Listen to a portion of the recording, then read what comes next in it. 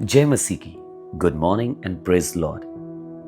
आप सभी को जो आज की सुबह फिर से हमारे संग परमेश्वर के कलाम को सुनने के लिए इकट्ठा हुए हैं, मैं आपको बताना चाहता हूं खुदावन आपसे प्रेम करता है और आपकी जिंदगी की हर परिस्थिति को जानता है।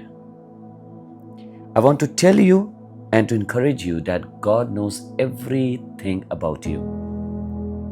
And thank you so much once again for joining with us in this prayer and word service. आज का कलाम नीति वचन की किताब उसका 24 बाब और उसकी 21वीं आयत से है। The word that we are going to share today is again from the book of Proverbs, chapter 24 and verse 21. एक पिता अपने बच्चे को शिक्षा दे रहा है। मुझे स्मरण आता है कि किस तरीके से दाऊद ने सुलेमान के लिए एक वचन कहा था जिस समय दाऊद बूढ़ा हो चुका था और दाऊद को मालूम था कि अब आगे का राज्य, आगे के कार्य दाऊद की अगली पीढ़ी को संभालने हैं। तो दाऊद ने अपने बेटे सुलेमान से कहा था कि तू अपने परमेश्वर का ज्ञान रखना। अब यहां पे उसका बेटा सुलेमान, जो माना जाता है नीति वचन का लिखने वाला है, बहुत बुद्धिमान मनुष्य, वो ये बात कहता है, हे मेरे पुत्र, यहोवा और राजा दोनों का भय मानना और बलवा करने वालों के साथ ना मिलना।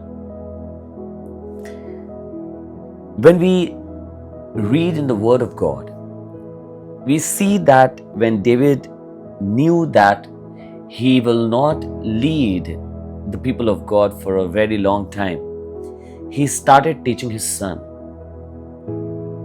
And when he was teaching his son, the most important thing that he taught him, he said, "O my son Solomon, know the God of your father."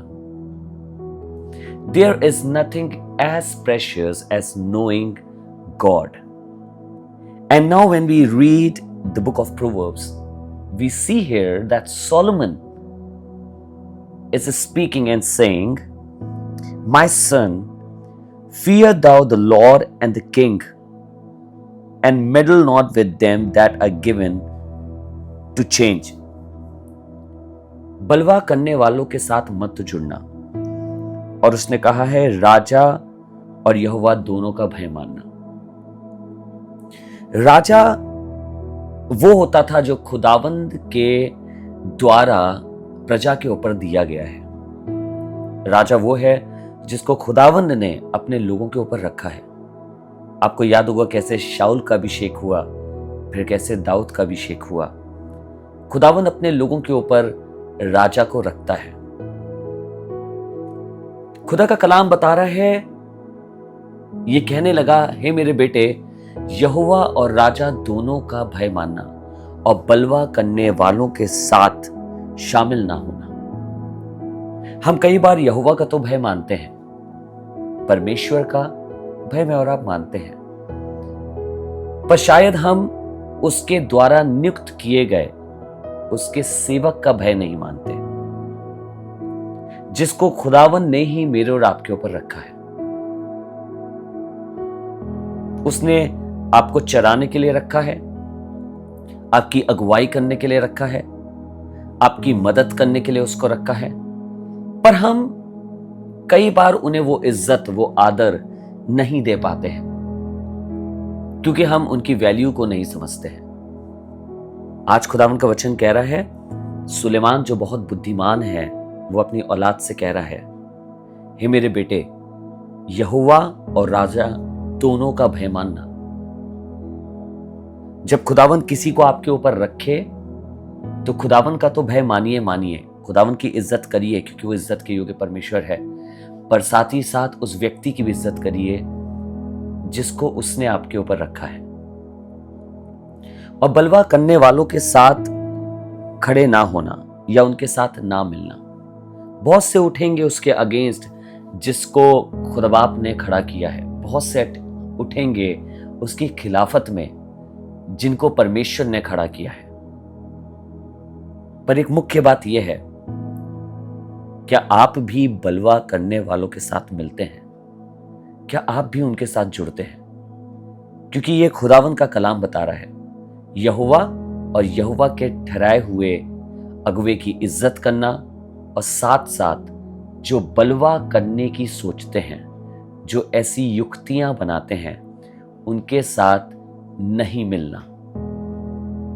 इस वचन को मैं विश्वास करता हूं आज सबने सुना होगा, समझा होगा। आइए दुआ करें और कहें, परमेश्वर हम तेरी वचन के अनुसार अपनी जिंदगी को बिता सकें, इन वचनों को स्मरण रखें, ताकि जब परिस्थितियां ऐसी हों खुदा बाप, तो हम तेरी आवाज को, तेरे वचन को अपने अंदर दोबारा सुन सकें। Let us pray. आइए दुआ करें। प्रभु जी, धन्यवाद करते हैं कि प्रभु आपने हमें अपने वचन के द्वारा सिखाया है। हाँ प्रभु, बहुत बार हम आपकी इज्जत करते हैं, पर आपके ठहराए हुए लीडर की, अगुवे की इज्जत नहीं करते हैं। पर आज हम तुझसे दुआ करते हैं, विनती करते हैं कि हमें बुद्धि दे कि जिन अगुवों को प्रभु तूने हमारे आगे ठहराया है, जिनको रखा है, हम उनकी भी इज्जत करें और उनका भी भय माने। बलवा करने वालों के साथ खड़े ना हो, जो ऐसी युक्ति या ऐसी सोच रखते हैं, उनके साथ हम ना मिले, ताकि प्रभु हमारा जीवन आपके वचन के अनुसार हो। इस प्रार्थना को पिता आपके बेटे प्रभु यीशु के नाम से मांगते हैं, आमीन। आइए एक साथ मिलकर ए हमारे बाप की दुआ करें। ए हमारे बाप, तू जो आसमान पर है, तेरा नाम पाक माना जाए, तेरी बादशाहत आए, तेरी मर्जी जैसे आसमान में पूरी होती है वैसे ही जमीन पर भी हो। हमारी रोज की रोटी आज हमें बख्श दे, जिस तरह हम अपने कसूरवारों को माफ करते हैं, हमारे कसूरों को भी माफ कर।